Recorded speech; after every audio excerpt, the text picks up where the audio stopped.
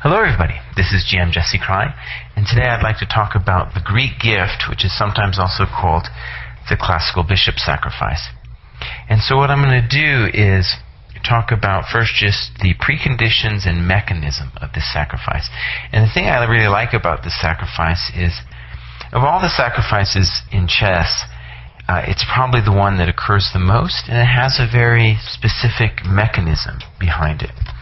And this mechanism really involves a position like this. We take on h7, bishop takes h7, the king has to take back, and then we start just a vicious attack with knight g5 followed by queen h5.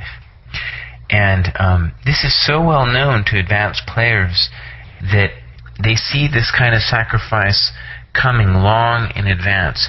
So it's something that beginning players in particular really need to pay attention to as one of the facets of middle game and opening play. Okay, so we're going to talk about a number of examples, but I want to talk first a little bit more about this basic structure.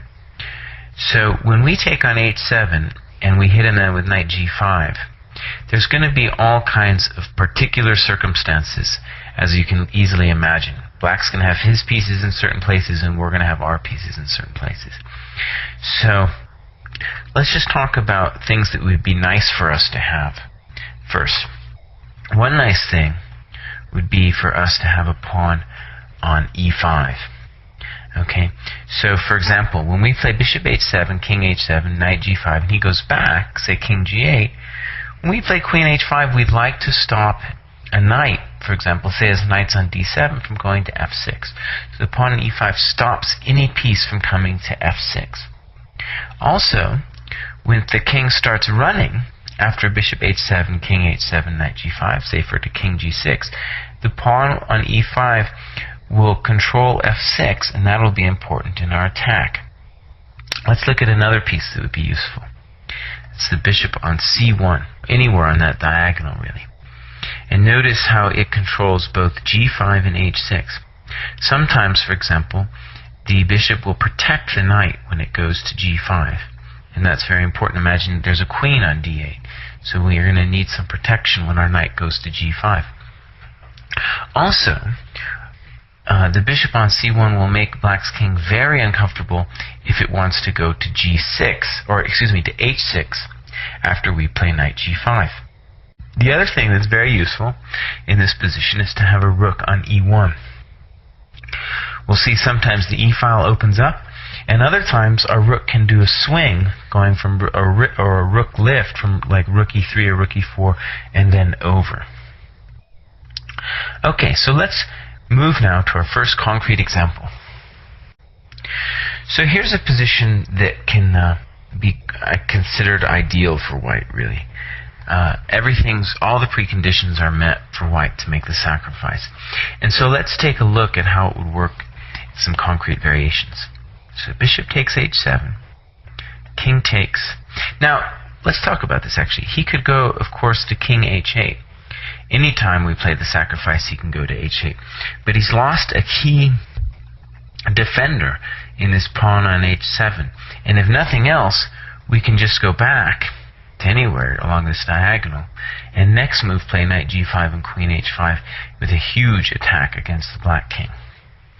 So king h8 would be a huge compromise for black. So generally he's going to take the thing. Knight g5. So let's begin by looking at what happens if he goes back. King g8. If he were to go to h8, it's quite simply just over. Queen h5, check. King g8, queen h7, mate. So if he's going to go back, it's going to have to be to g8. We'll continue with queen h5. And this is kind of the basic idea behind the bishop sacrifice, that we have this mating pattern on h7 available to us. So let's take a look. Really notice that moves like g6 or f6 aren't going to help black. We'll still mate on h7. So his only try to get out of here, really, is to play rook e8. But the problem with rook e8, unfortunately for black, is that we have check, send the king back over, and now notice we actually have a number of different ways to win this position. We could play rook e3 and rook over with a huge attack, or maybe the simplest is check, queen h7, queen h8, queen takes g7, checkmate. Okay, so let's go back. And in general, obviously it always depends on the circumstances. The only way for black really to try to survive is to come up. Now, obviously, if he comes to h6, we're going to see now the power of the bishop on c1, where we have a move like either knight takes e6 or knight takes f7, winning the queen. So, king g6 is the most critical move. And in my experience with this combination, analyzing how king g6 is going to play out is going to be the critical test. Now, this position can happen in a myriad of different ways, and what I think it's important to see is that white generally has three different key ideas that will help him win the position in a position like this. He can play h4 with the idea of playing h5, and the point is, by threatening to play h5, when he goes to h6, we'll have knight takes f7 or knight takes e6 check, discover check, with the bishop on c1, winning the black queen. Another key idea is queen g4, intending knight takes e6, discover check. Not only hitting the queen, but also hitting the g7 square. So after knight takes e6, king moves, queen takes g7 is a mate. And this position is so ideal that all of these things are going to work for white. But we'll see positions where it's not going to work. The most elegant, I think, for white in this position is to play queen d3. Now, if, say, either king h6 or king h5, we're going to get a mate, for example, like this. So his only real shot is to play f5. And here we have a nice tactic. Takes, king takes is forced, rook takes e6, checkmate. Okay, so let's look at a slightly different position now. So, in this position, we have the same as before except with the rook on f1. And that's clearly less ideal than the rook on e1, where, like we saw in the last variation, he has potential to open up all along the e-file, and also maybe even to do a rook lift with rook e3 to rook h3. So let's see if it still works. Bishop takes h7, king takes, knight g5, and really, like we saw in the last time, the only way for black to really challenge us here is to play king g6. Now, there's a number of different ways that I think white could get a very strong position. But here's where calculation is going to come in, and hopefully to do it as quickly and strongly as possible. And I think the most elegant solution here is to play h4. So like I said, h4 was one of these weapons at our disposal. And notice that h5 is a very strong threat, and really rook h8 is the only way to stop him. So let's say he plays c takes, for example, and we play h5. If king h6, like we saw before, we have a move like knight takes e6, and we win the queen. So, for example, his only shot would be king f5, but after that we have a nice Bulgar mate with queen f3 and queen f4 mate. So, let's go back and try rook h8 for black. And so, we'll see that we had a particular idea in mind why we wanted that rook on h8. And the idea is this. Now we play queen d3 check. He has to block us with f5. We take en passant. He's got to play king. He takes pawn. And now queen f3 check. King e7. And now we see why we didn't want that rook on f8, because now we have queen f7 check, king d6. And now it's the end of the world. We can play a number of moves. The most elegant seems to be bishop f4, and there's just no way black is going to get out of this one alive.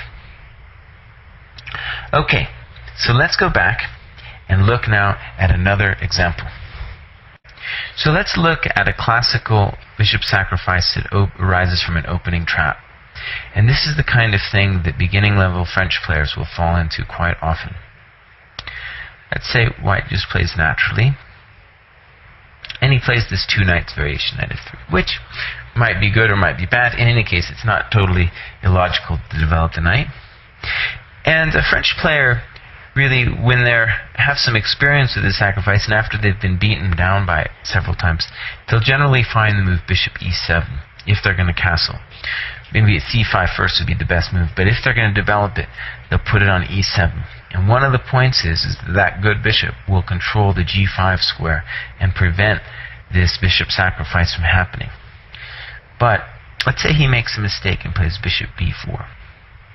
Well, then we have bishop d3, and now a typical beginner mistake is to castle in this position. The reason? We have the sacrifice. Bishop takes, king takes, knight g5. Let's look. King g8 is queen h5. Again, he's going to have to try rook e8, and we're going to have the exact same mating pattern that we had in the last one. Queen h7, queen h8, queen takes g7 mate. So, he's going to have to come up.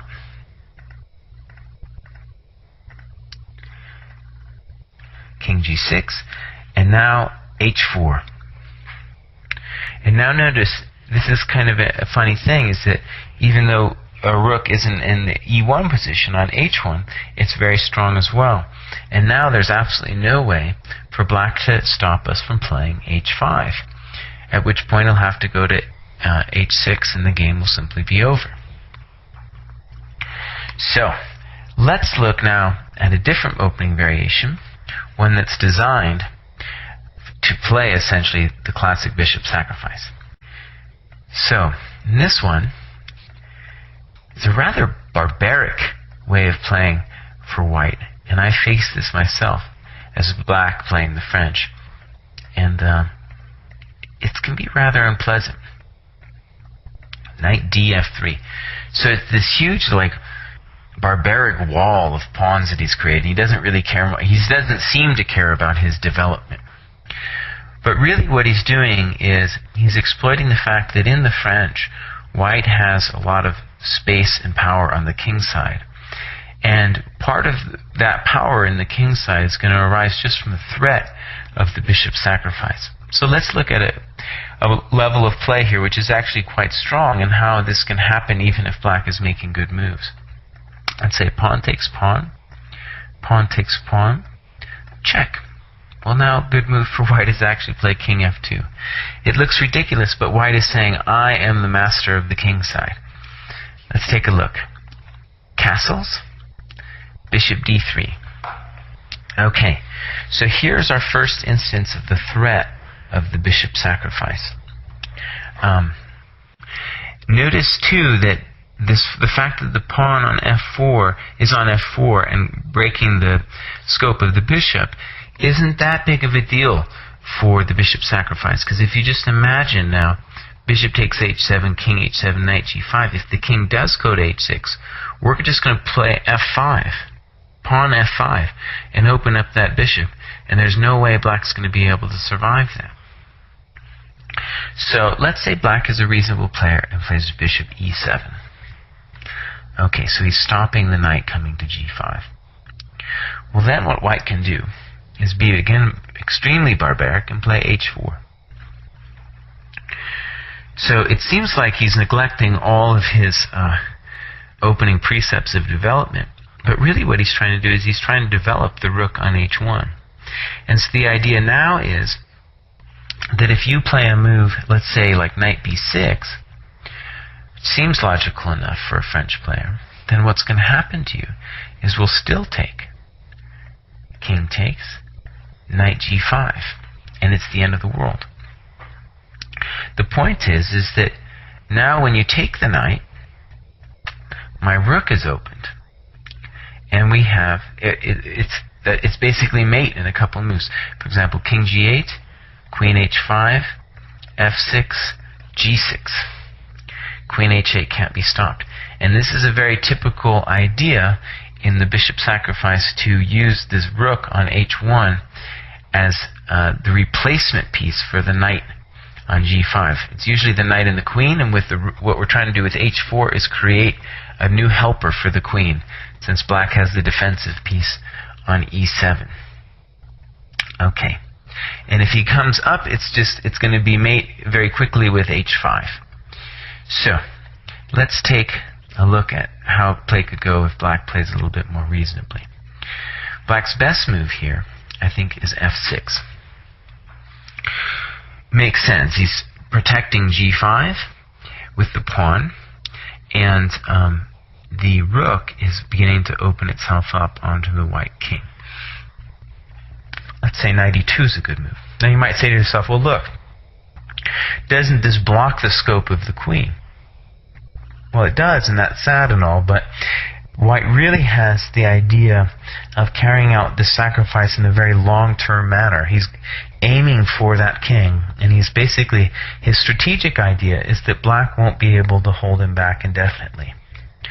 So let's say black plays logically, pawn takes pawn, pawn takes pawn.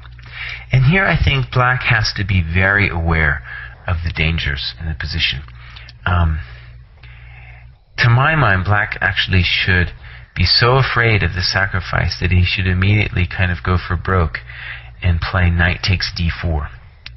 Which looks silly at first, but the idea is that now, when I crush the white center, this sacrifice is no longer going to be so strong, and of course the white king is open.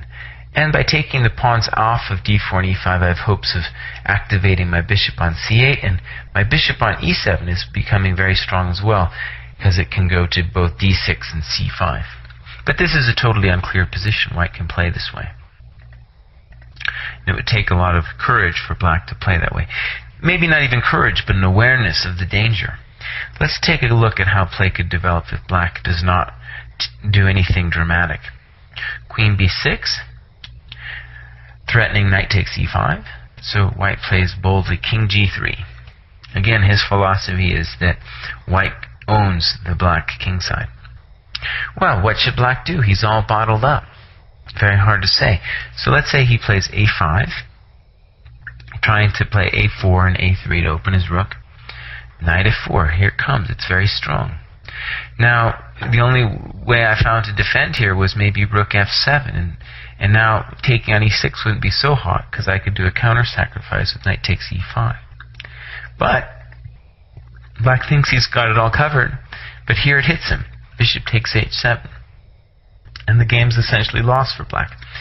For example, king takes, knight g5, bishop takes, pawn takes, king g8, it's really a mess here, queen h5. So I'm threatening queen h8, and I'm threatening g6, queen h8, a lot of problems. Let's try rook f5 for black, so he's at least stopping g6. We then have queen e8 though. Let's say knight f8, knight g6, and it's going to be mate soon with rook h8, no way to stop it. Similarly, I think if he plays rook f8, queen e8, rook f8, we can just say check, and the attack, even though he's getting a rook, is just going to continue. For example, knight takes pawn, pawn takes, knight takes, and this is a nightmare. Okay, so let's go back, and this is a more complicated example, but one of the things that the white player should know is that the mechanism is so powerful that a lot of times you won't see to the end of things in these positions, and a lot of times it won't be clear to you that you'll be doubting, well, is this really going to work, like in a position like this? But the general point to know on a practical level is you should trust your instincts. This is a very strong sacrifice, and even if you can't see through to the end of it, it's usually going to work out. For example, a lot of times you get some pawns, the king's on the run, it's a little bit unclear. It's a good idea. Now, in that vein, I'm going to talk about something totally different, but I think relates this individual particular topic to a much bigger theme in chess. So this final position has nothing to do with the specific mechanism that we've gone over in this lecture with the classical bishop sacrifice. This position, let's give white a pawn, was taken from a famous game with Kasparov as white and Portish as black, Grandmaster Portish. This is from 1983. And to my mind, this game is one of the best games ever played, and I'm going to do a lecture on this soon. I'm going to call it Kasparov's Revolutionary Sacrifice. And it's a very deep move that Kasparov here plays as white. And if you like, you can stop your recorder and ask yourself what it is. But just the idea that he thought of this move was just completely revolutionary to chess thinking. And what I want to say about this position, I'm just going to leave it here because we'll talk about it another time, is once you see this move, bishop takes g7, the first question is, well, how can someone even come up with this move, bishop takes g7? It seems entirely ridiculous. But for Kasparov, the idea was that you were getting rid of a key defensive unit, that pawn on g7. And the bishop on b2, in a sense, in his mind, is worth that pawn. Right? It's not worth it materially, but in terms of what's going on concretely right now, that bishop is worth that pawn on g7. And this is a very complicated tactic that goes on, but the very idea that he came up with this, right? You can calculate afterwards, but most people won't even think about taking that pawn. That idea arises when you've done many, many other positions which are similar to our classical bishop sacrifice. And so to my mind, that's the real value in the classical bishop sacrifice, is not only to realize that it happens in a concrete way in many different positions and to know how to handle it, but to realize that it's a bigger chess theme than just that one chess position where we take on h7. And in this regard, I also recommend you listen to Bill Pascal's lecture on the double bishop sacrifice. This is GM Jesse Kraai, hoping you've enjoyed the lecture. Bye-bye.